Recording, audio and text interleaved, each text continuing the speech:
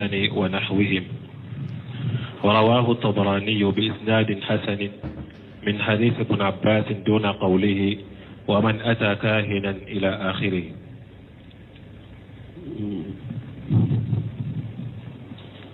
وقال البغوي قال البغوي عرف الذي يدعي معرفة الأمور بمقدمات يستدل بها على المسروق ومكان ضالة ونحو ذلك. وقيل هو الكاهن، والكاهن هو الذي يخبر عن المغيبات في المستقبل. وقال الذي يخبر عما في الضمير. وقال أبو العباس بن تيمية عراف اسم للكاهن والمنجم والرمال ونحوهم، وممن يتكلم في معرفة الأمور بهذه الطرق. وقال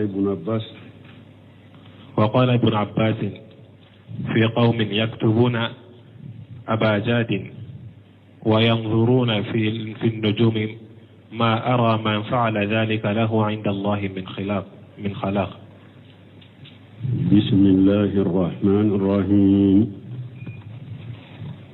والصلاة والسلام على نبينا محمد وعلى آله وأصحابه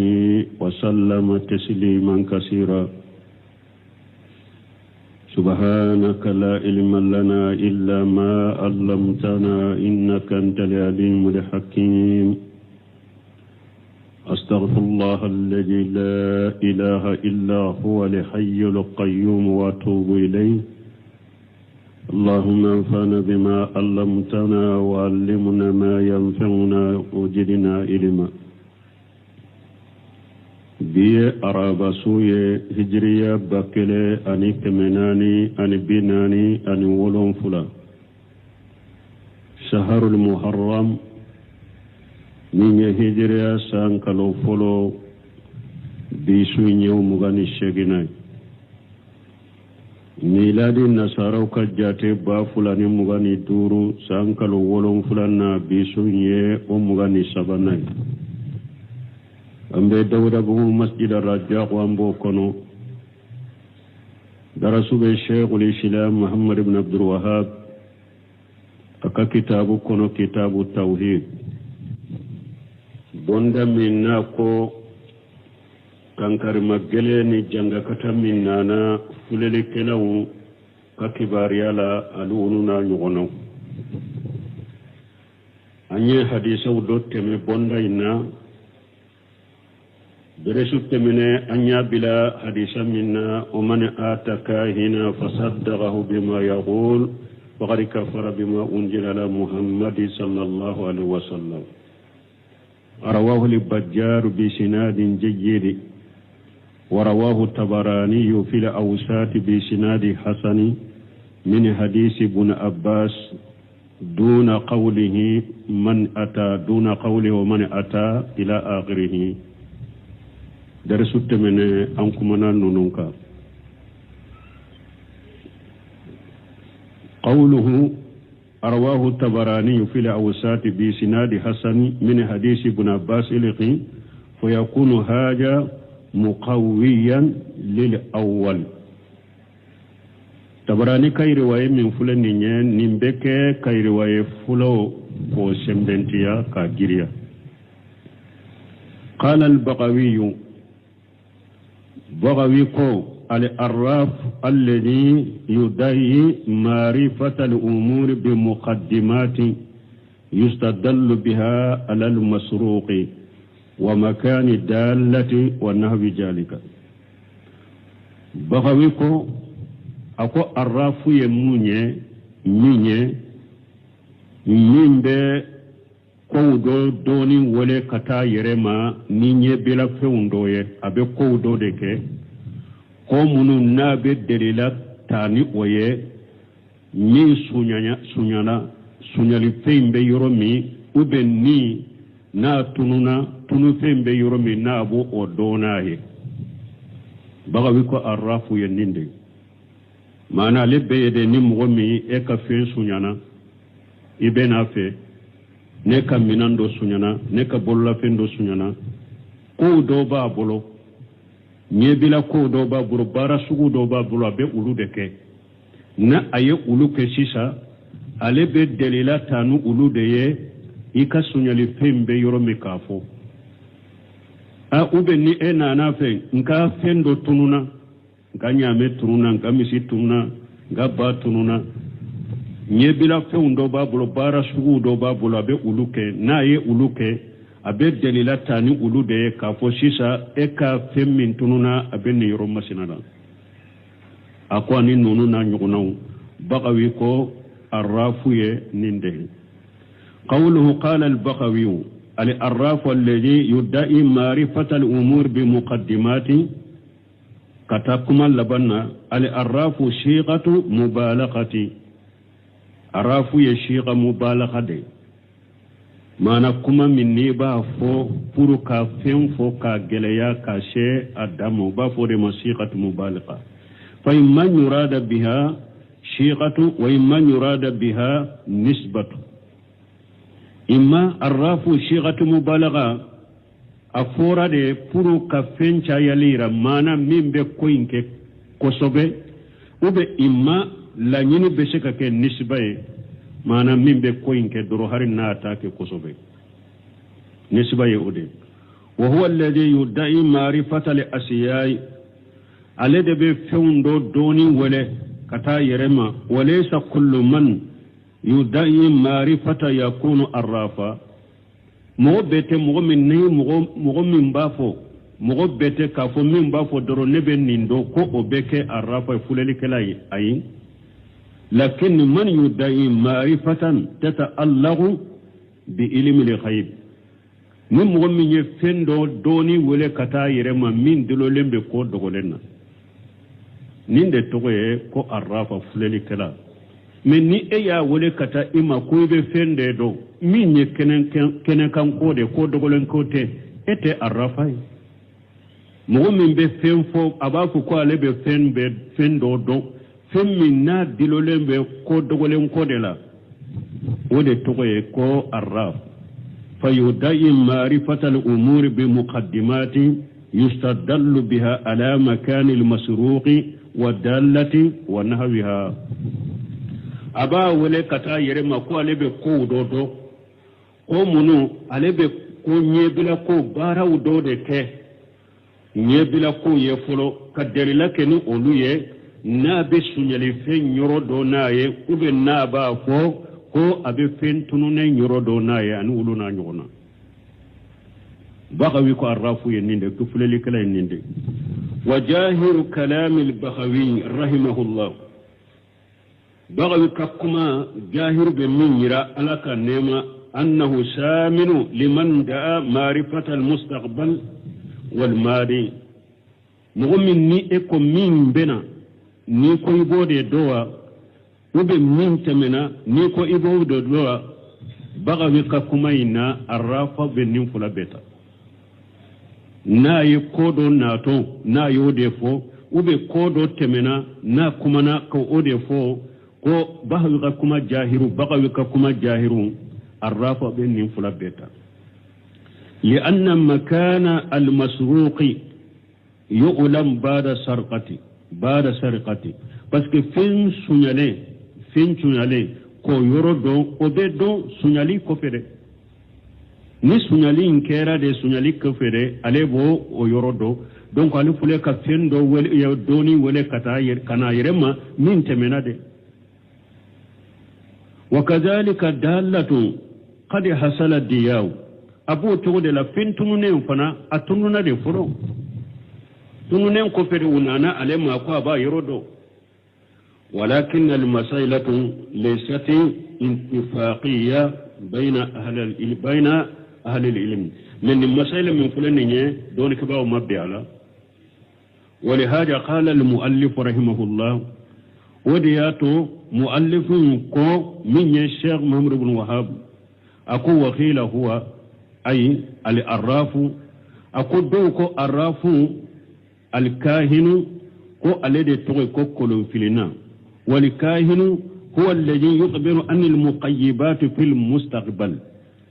كاهن فنا جمعي الذي كو منون بنا ko dogole munun bena kahinu be kuma ore abe fuledi de ke abe kuma ko dogole munun bena fulu de fo ode yata ko na ewa minye Sheikh Muhammad ibn Wahhab ako do ko arrafu alade kahinu e قوله الناف وقيل هو الذي يقدر أما في الدمير أقول دوكو فنا كو أرافو يجوني من بهذا مدين بسكون كنو مغو من باكو كو علي بودو أبو مغو كبارياني فني من بيت بسكون كنو أي يدمر شيئا فتقول ما أدمرت فيقول أدمرت كجا وكجا ni ibe na ma iba ko karasa ne ye fendo dogondu sukun kono iye ne juman dogondu sukun kono ni ma fo mo ye aba fo yen nin dogondu sukun kono yen nin dogondu sukun kono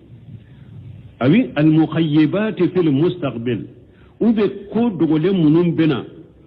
aba ewa ulufo ka kuma ulula taqulu ma ja sayahdis fi shahr fulani fi yawm fulani ibena ma iba ko aha min kalum masina min bena mumbeke akono min do masina min bena numbeke akono ma ja satalidu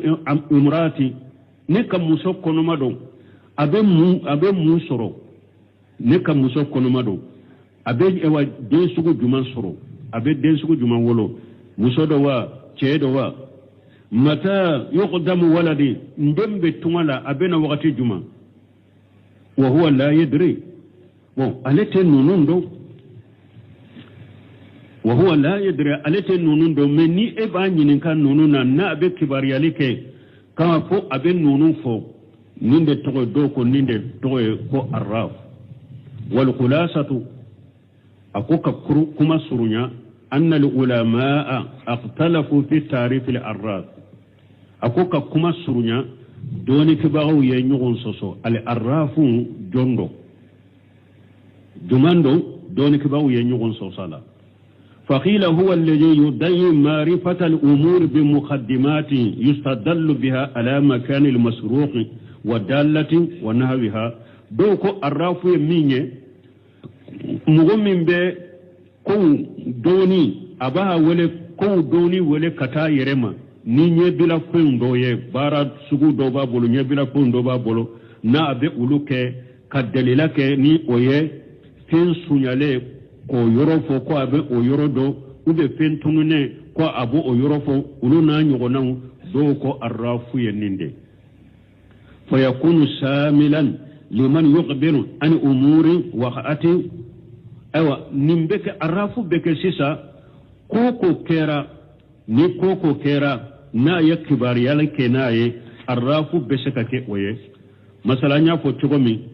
sunyali fe ni yaye karasanka fen sunyana de folo asunyana de folo ko fe na foy karasanka fen tununa atunna de folo donc ko ke fe na afo oye donc do ko mimbe ni ko doke ka sunyali fe nyoro ila mogola ube ka tunu fe nyoro ila mogola abo odoni wele kata yerema na ka ko doye na boke do ko de arrafai والكاهن يستدل في فيكون شاملا لمن يقدر عن امور وقعتي donc arafa besiga ke abata mu'minun be kibariya ke ni koye ko munun kera kateme abota arafa bota wa qila doko alladhi yuqdiru amma fi damir doko arafu yebninye nimbe hada maden duskun kono ima fo foro ima bange na be mugo kibaranu oye wa qila huwa al-kahin a doko ay kolon filina inde do wal kahin kolon filina ye jonye huwa alladhi yuqbir an muqayyibat fil mustaqbal ni ko dogole munum benana lebe mugo kibaranu ode kahinu yode doko arrafu nyu o fanade donc abe comme arrafu doni ke bagaw mabbiala mindo doko mimbe sunyale feun yoro yela ani tununi feun na ba ka baraw doke abi ka sunyale feun yoro yela ba fu ko ale ba yoro do ika tunu fe ba fu ba ka ko doke ba ka baraw doke aba fu ika tunu fe mbe yoro me abodo doko ninde al arraf doko ay ni nana makarasa ne fendo dogon duskun kono mun benne duskun kono aba fo yenni de dogo duskun kono ube karasa nin kaloma sina mun be ke akono abo fo aba fo abo do abo fo ube karasa nin do masina mun be ke ube ne muso kono mado abe mun wolo aba fo ka muso be nin wolo do ko arrafu yenni de do fana ko arrafu yenni ne do fana ko al arrafu ko kahinu ko ani kolon filina fuleli kala nimbe ko na tafo ko dogole munum bena nabe kuma labu wele udoni wele kata yerema do ko fana ko arrafu yode ani kahinu be kelenya qawluhu nako wa qala abul abbas ibn taymiyah nako abbas fa ko ibn taymiyah huwa ahmad ibn abdul halim ibn abdul salam ibn taymiyah ويجوني أبو العباس يجوني أحمد ديا توي عبد الحليم الدندي أحمد ويني عبد السلام الدنيا عبد الحليم وين ابن تيمية ni Taymiyata donde Taymiyata do kon ninye uka ewa kabila muso folo dode muso de do nu wudambe katama do ko ayeche de do ka kabila mo folo de do nu be dambe katama yukuna bi abil abbas ube buntemiya wale ko abul abbas wala mu yatajawwaj mama musofuru parce que akacha arabu yika dem folo de ba to da yikate mais nin fora ko abil abbas amafuru denta bulo wala mu yatrukuhu min babi wala mu yatrukuhu min babi rahabaniyati awa buntemiya mafurin to e fanade ko bato kamade ko ruhbanu be minke nasaraw ka doni ka baga baw be minke ulu be sawamiya kono kulu be ala bato de drote furu ewa bunte me ma furu to ni oyede ama furu to e ko alebe awasa do alebe lankuleni ka awasa do batola ka furu to e bato kama ama furu to ni oyede walakinahu ne ibn taymiya wallahu alam ala de be fendo أن كان مسؤولا بالجهاد إلمي ما قلة الشهوات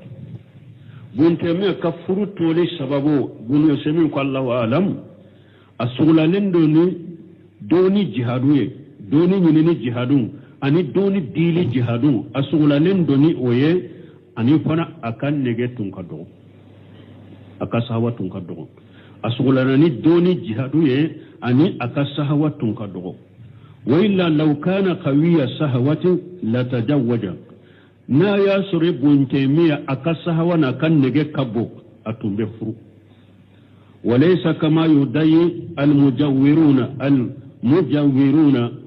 أتقمي قالوا انتقلوا باكو تقمي أن له ولدا مدفونا إلى جنبه في دمشق فإنه خير الشهيد قطعا أتقمي منهم بي قالوا فو ka fo dendo tumbe buntemiya bolo ko o deyu ye doyi sudo buntemiya yere takabur krefe imasa bunus ko o sahalente dankaniya bolo ko o sahalente o kuma min be fo kuma sahalente oye buntemiya ma furu yere janko na den soro wa jahiru kalami shaykh anna shaykh al-islam jazama bihaja Sheikh Muhammad ibn Wahab ka kuma jahiru be binyira na ko bunte miya yennin kuma fo aka kuma jahiru bayira bunte biya dankani yana kuma in ka kafo de adankani alende be kuma in ka kafo walakin me Sheikh al-Islam qala wa qila al-arrafu me Sheikh al-Islam bunte miya ko ako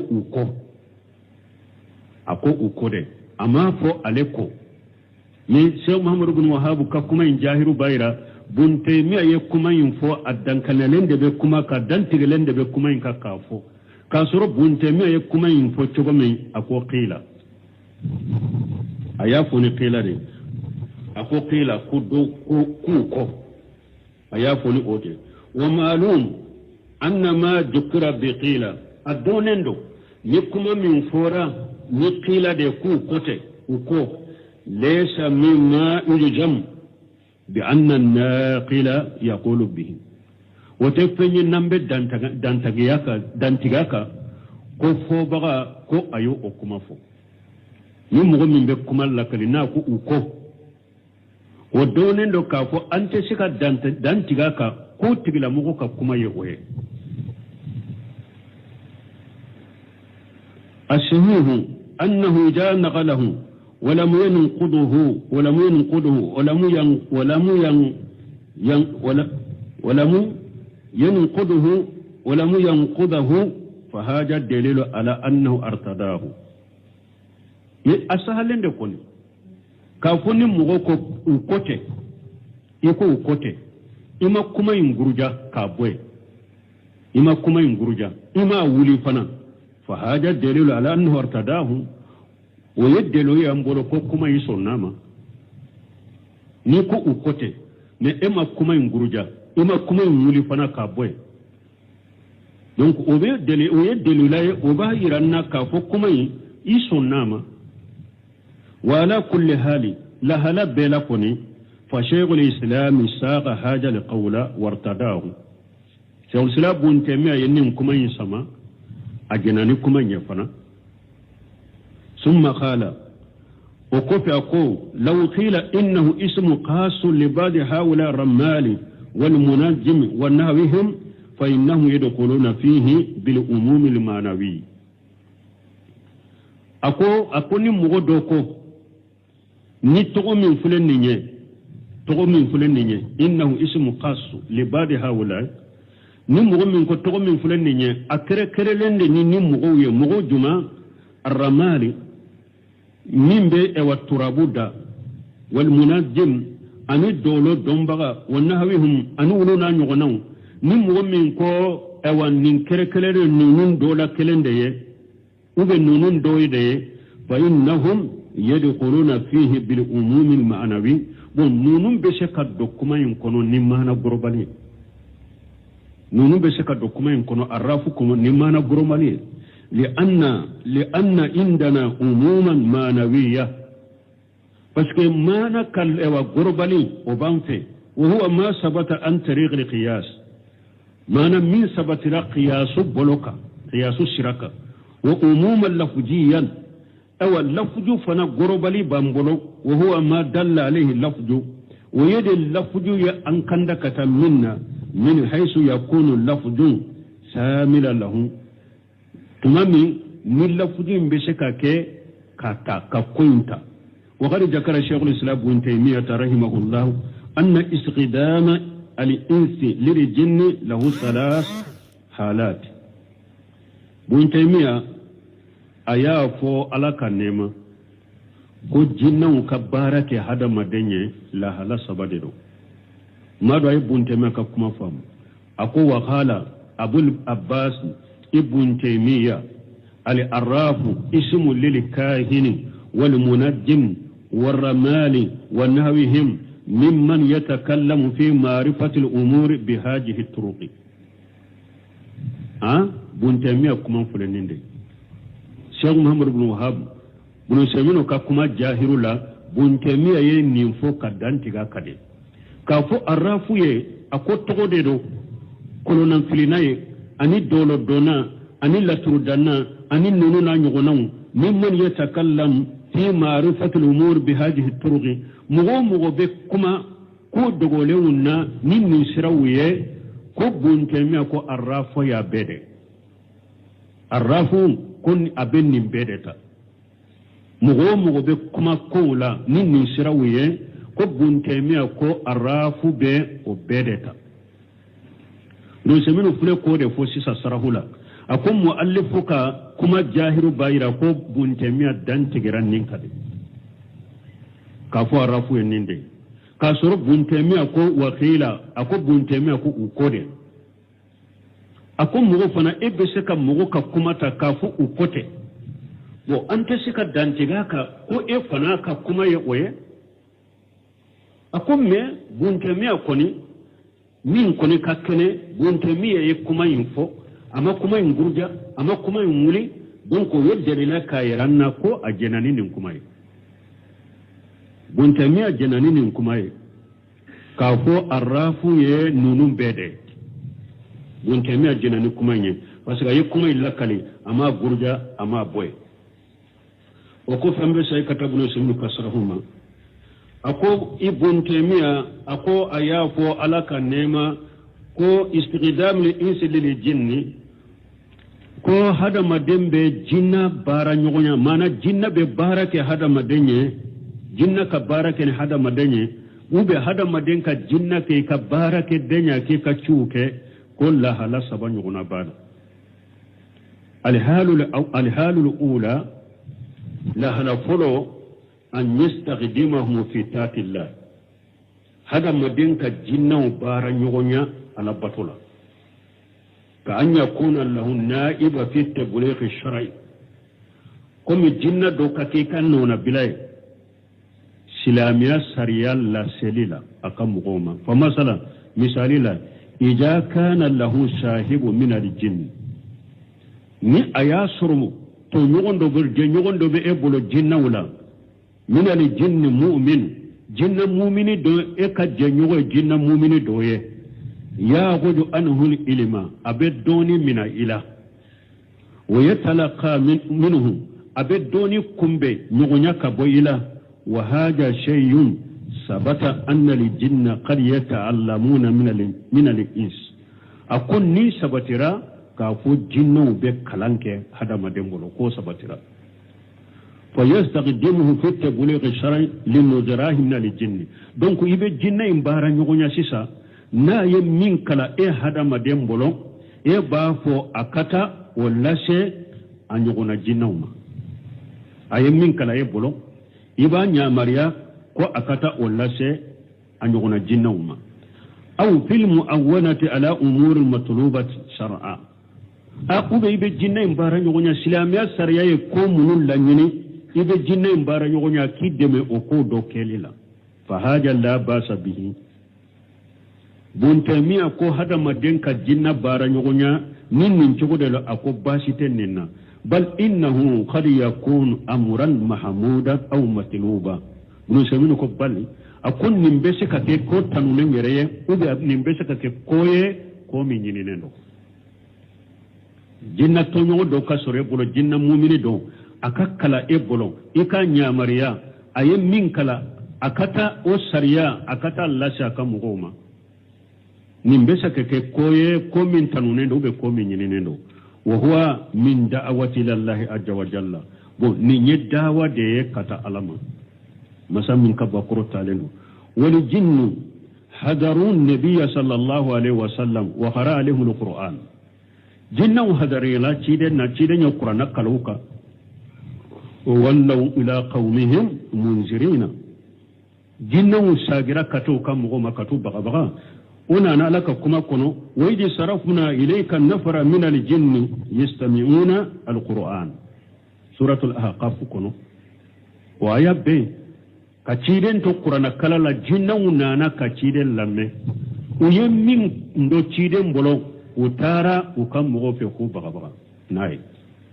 usabatira wal jinn fihim sulaha wal ubad wal juhad wal ulama jinna mo nyuma bola jinna ala batola bola jinna jiabani jinna dobe munum banna jiama jinna dobe ulama wudedo ulama be jinna wala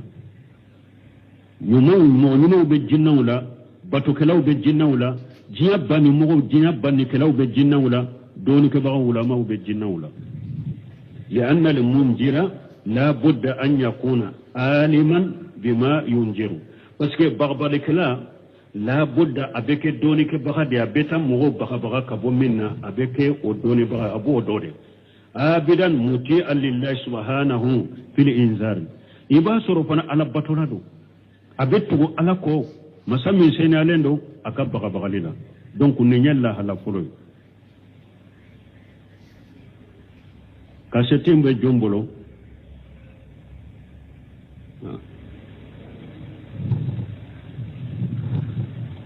ninye la hala fulo bunte miya be min fo hada madinka jinna bara nyogonya ninya la hala fulo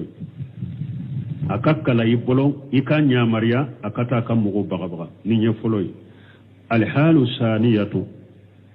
la halafulanna an yastaqdimahum fi umuri mubahat hada maden ka jinnaw bara nyogonya ko daga lewna misal an yutlaba minhum al-awna ala amri min al-umuri al-mubahat misali laika nyini ito nyogon jinna do fe ko akideme ko daga lendola qala fa haja jaidu bisarat shawul silabun temi akon nin daga lendo ni sarati jumaye an takuna liwasilatu mubahatan mana ibe jinna imbara nyogonya sira minna sira intake sira daga lenye mana eba bara nyogonya ni sira minye akasoro sira daga lendo atinya mariya fulanka foyala fa in kanat muharramatan sara harama na ya sorebe jinna imbara nyogonya haramu dela ko imbe abara nyogonya imbe laba kake haramu ye kama law kana al-jinni la yusaiduhu fi umurihi illa idha jabaha lahu misali la na yasuru jinnan atiso katugo e ko deme e ka kola abara foy ka kantigili de kai aw yasjudu lahu ube atiso ki ka ewa nyamari ko ki ideme ka kola foni yesujude biaye wama asbaha jalika anin nunu na nyogonaw nin nimbala a haramu yara ika jinna imbara nyogonya a haramu yara ika jinna imbara nyogonya nina shawul sila buntemi aka majmu fatawa jiju folo aben ni na nyogona chaman fo ako chedo tumbe parce que abe munum bolo nu ba fo ko woli juude feunde ko abeta makka kana donkele ibuntemi aka mugodo tumbe ko arafa donde ni arafa yesiniye sunna abe sare dugu mogola e wasini beta arafa beta makka ayena na ka sambawye bebi ka sambaw fara nyogon ka kanu dama abeta arafa adugu seje abeta arafa ni arafa banna abena hari mogo munun tara hijula ba fu karsa ni ka karsa ye hijuro la ni ka karsa ye hijuro la awuye eye samba min dama ko akasa makka na bena fana gunteme ko nimbe ndella kan nim fo ya sinya dulu nkunka chokoroba delaka abaro fonya mena fonyere nana isha musira bunteme ka kitabu kono nim qisa tumami ninche min tumbe nimbara la fatura ja sana ka fatu akache sodo be ayo oyira deina dembe do ode kono setane togo min tumba bolo na ba wele ayo di demma abeke chogo kayira denna ka fuy bakke ni chogo de la mais ama to nya fo denye tumami fa fatura arafa don sera komi sini arafa awa dugumo ko karasa ni faabo ni suy nyogona da yi faabe sara mambanka sambau dama abeta arafa beta makanan ka sambau bena fana na ya soro yi faabo ifana besa nyogona na ako aye sambau nati uyu ka sambau nati faaye togo yi iridu togo faaye togo mi adonna fa ka cheso kono ka iridu inte nyame bele ba ode bora dugu jukoro kajo nyame te o shetane de do nyame de nana jo akoro ayen nyame nunjuru mina ubora dugu kono nyame tusira mbirila ako abe yele nyame ka nyame koy ako nin chogote koy ni fa tunte barake nin chogola de ibe sujuri de binne ye folo nete hadama de koy ne shetane ne jinna de ibe sujuri de binne ni sujuri binye de ni yele na kambe paniye katamaka ako ka sujuri bi ako ewa ko nete sujuri bi damfeye nete sujuri bi fuye ni ala kelem tawte nyame tununa ayen ni fodoro nyame tununa la dugu jele gamana na ewa ko mo ma ko ayina ka na fuluta de ayina ka sambauta mfa sara musirki yaka mfa sara flanka ko musirki yaka wo sego sira bonte ma ko go de ako hiju yerete ako hiju arafa don doronde ya ako hiju manasika tobe ako tigi ma hiju yereke hiju yerete et puis setano de be panu ye katanu ye ewa tumbe suduri de biye ewa anyugona chaman de be diyan kono ba ko woni jonu mo nyuma ewa ko ni famana la ya ko beta yampe obe adon sigilente kalande un chela be tumbe jamana en kono ba ko Allahu akbaru ko karasa banna sisa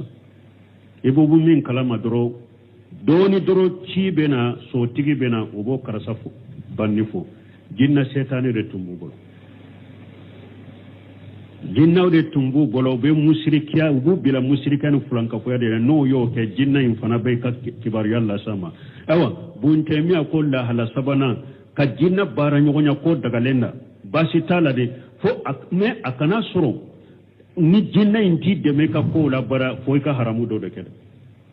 na ya soro jinna inti de me ka ko la fo ka haramu do de ke mi fulana mi ye ewa ka suduri biaye ube ka kantigeli ka ye ube una nyogonaw haramu da te bena ka baraka bara nyogonya ke ni chokola aw ma fuleni kala chamanye aw ma fura kala chamanye saga fagade mise fagade she fagade bana fura kele munbe oni kantigeli ni nyogonje ewa ya mugo bolo she ube she songo kana shikala ni setane de be baraka nyogo ni fulana ثم ذكر ما ورد أن عمر تأخر ذات مرة في سفره وكتب ابن تيمية من أنا عمر بن الخطاب كقولا من أنا عمر بن الخطاب قد دندل ذات يوم مرة في سفره عمر كتام دولا ثم ذكر ما ورد أن عمر تأخر ذات مرة في سفره okofe buntemia minana kabo umaru bola yo fo ko umaru ko dondola ko umaru taradela akatamala ko atamana katayoro dola ko taradela amana fastaqalla fikru abi musa abu musa si ewa akonona filila asugulara ni umaru ka koy ko umaru tara ni yorola amana abu musa hakli sugulara ni ninye faqalu lahu ko abu musa ma إن إمرأة من أهل المدينة لها شاهب من الجن أو أكون مدينة مسودو بي جنة جنيون دي أمسو بلو فلو أمرتها أن ترسل صاحبها لبحث عن أمرا هل إتنك مسوي نيامريا أكا أجنيو جنة إنشي أكا تأمرك كباريا ونينيكنا فقال أبا موسى يوكي يا مسوي نيامريا akwai tonyo jinnan nyamariya akata umaru ka ko nyanyina anye wa jahaba li jinni summa raja jinnan intara umaru ka ko nyanyino ko fa sagira kana wa qala inna amira al mu'minina laysa bihi bas jinnan ko mu'minu nyema ako basi tala wa huwa yasimmu ibla sadaqati fil makan fulani ako abake ka jakanyame abake ka tamanshedo jakanyame de lan yoro masinala jakaro gontema fi majmu fatawa mujalladu tan konontonna bi woro ani amni saba minye do semina rahimahullah hamisla ko gontema yen kuma fu majmu fatawa jiju tan konontonna tay ko ayen nin tisa foy نمر بوروني سبنا من قيسا بي عمر كقيسا من فلاني فهذا استقدام في أمر مباح ونيني كجنة بارا نيغونيا كو دغالينا نيني لحالا فلانا انديري الحال الثالثة لحالا سبنا أن يستخدمهم في أمور محرمة إيكا جنة هذا مدين كجنة بارا نيغونيا كو حرام يالونا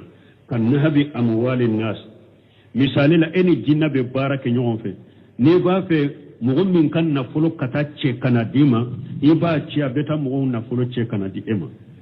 وترويئهم وفي نيبا في كمغمين جاتك كبغبغا يبا جنة انتيوما كجنة بلا أولا أبيتا وبغبغا كو جاتك وما أصبح ذلك أن النونو نانيغنو فهاجا محرم نيني حرامو دي ni mɔgɔ min ni jinnaw bɛ baara kɛ ɲɔgɔn ye nin cogo de la nin ye haramu de ni e ba fe kam mu'min kan na folo sunya ibe jinna ci abeta sunya ni e ba fe kam mu'min lasira eno mogodo kelela ni ba fe kan lasira ka jatige ibe jinna inciyama ni ba fe kam mu'min fa dola ibe jinna inciyama uruna nyogono ni nya haramudi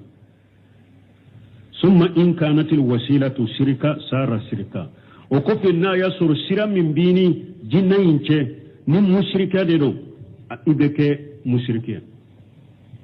abella ba ko imbella ba mushrikiya la masala nya ko chogomi na ya soro jinna inteta mo ta sunya e foy ka kantigali de kai ateta mo jatige foy ka suduru de biyai na ya soro bala o e mushrikiya de wa in kanat wasilatuhu khayra sirki sara mashiyatan min na ya soro jinna donc bara nyonya min be sira min be eni jinna ince na be nin ko nunun ke ye mushrikiyate ika ta bellaba munna ika bara bellaba munna ala sosote ala sosolaye kama law kana haja al jinni al fashiq ya'lafu haja al insi al fashiqa misali la na yasru min jinna fashiqide ale fana yenni hada maden fashiq kanu be yogon fete kan yogon demete wa yata'awanu ma'ahu ala al ismi wal udwani ma abe wa hada maden fashiqin jame ya dala ani junubula فهذا يكون اسما وعدوانا من جنة بارك يغنى بك الجنوب أني يادنتيا ولا يصل إلى حد الشرك أتسي مشركيا يروما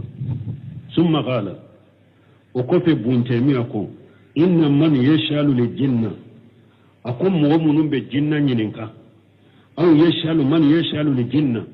وبأبن مغدا ينكا مؤمن بالجنة ينكا ويصدقه في كل ما يقولون ibu tiyatige yaw ka fota bela fa haja mashiyatu wa kufru bunteme ko ye ala soso ye kafir sira sugu dobe mugo bolo sisa ako chogo jumade ko ewa ni abafo ko ewa jinna silama dore mugo dore ba malo ko jinna silama dore ba ale bolo na ba deme ka jinna bo ewa e bana bagato tola uba wele munna yade ube ko kaptasi kapter minye ewa sadu suhemi nyinin karani na ko ninya kurafati de suhemu ke nimbe wuroke ya tigi munun bolo akon ninya kurafati de ka fu mugo dodo be e bolo jinna be kuma on nenka ube jinna silama bola ni e ba fe ka bana baga to min furake ni o ka jinna shetane e ya wuroke ya kaka kalan kaka ale ka jinna e wa shetane min bala banaka kuma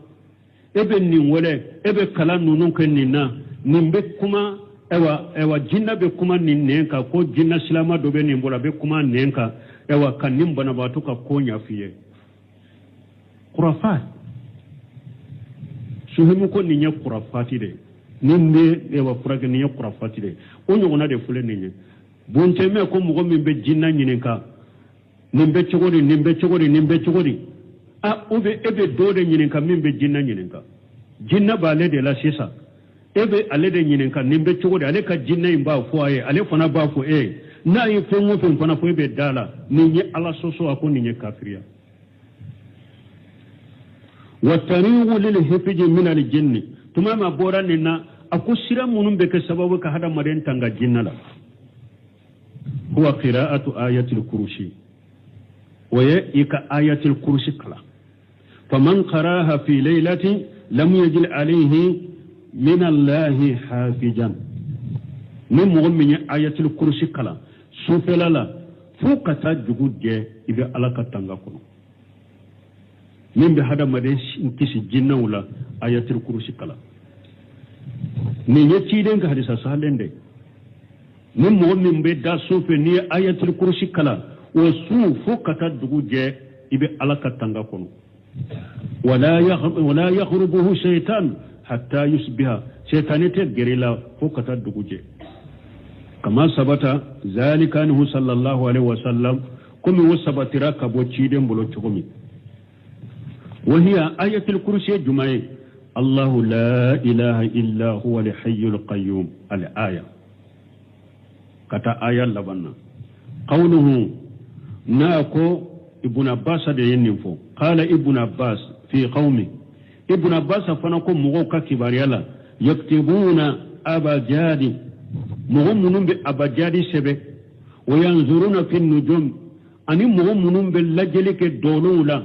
ko munun be ke dugu koloka ko dogole munun be ke dugu koloka ko ulu be ofo ma ara man faala zalika lahu inda Allah min qalaqi ibn abbas ko alayya do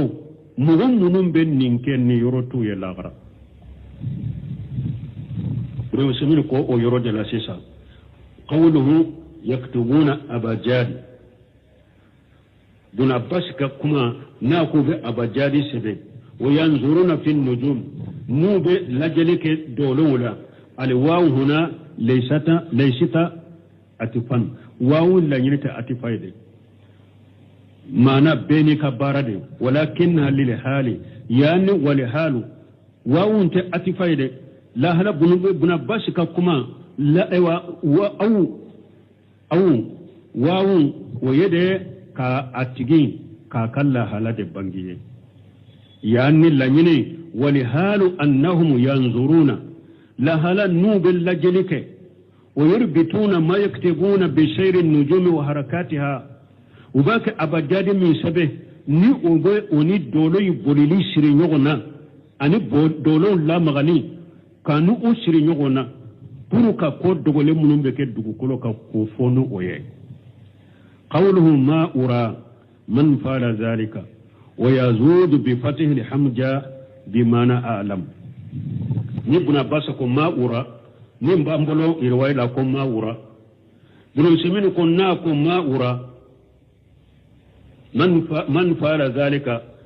ويزود بفتح الحمجة جو أبد دقائق حمجة ينفنا كفتح ما أرى أبد دقائق أكاكلا أوتشوكو فنالا بمعنى أعلم نيا كفتحي ما أرى ما أنا أعلم ما أعلم نياك فتحي وبالدم بمعنى ما أجن من نياك الدم هم جاين كدم كما بسبيل الله يتقومي وكرود ما جري بالدم لهم جا ما جري كن يربين نوني الله أرى بفتح لهم جا انتادو ما أعلم انتادو كن يربين نوني الله أرى وقول أبجاد هي أبجاد حوج حتى كالمن سنفذ قرصت سنقج دق وتعلم أبجاد ينقسم إلى قسمين وبافني حرفوا دما كو أبجاد نو حروفون وبافني دما أبجاد حروفون يجمعين أبجادي حواج حتاي كلمن سنفز قرصت سنقج دن دز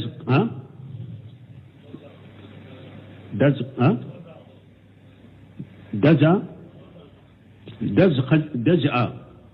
وديرو نتا يتومينو كور دزع donc non de tore ko abajadi ni harafu wa ta'allumu abajadi yanqasimu ila qismain bonni harafu munun fulen ni nya kan munun do o ka doni betila kata tila yoroma fula eska wakati babo ambese ka atese ka bade amba aton ni yorola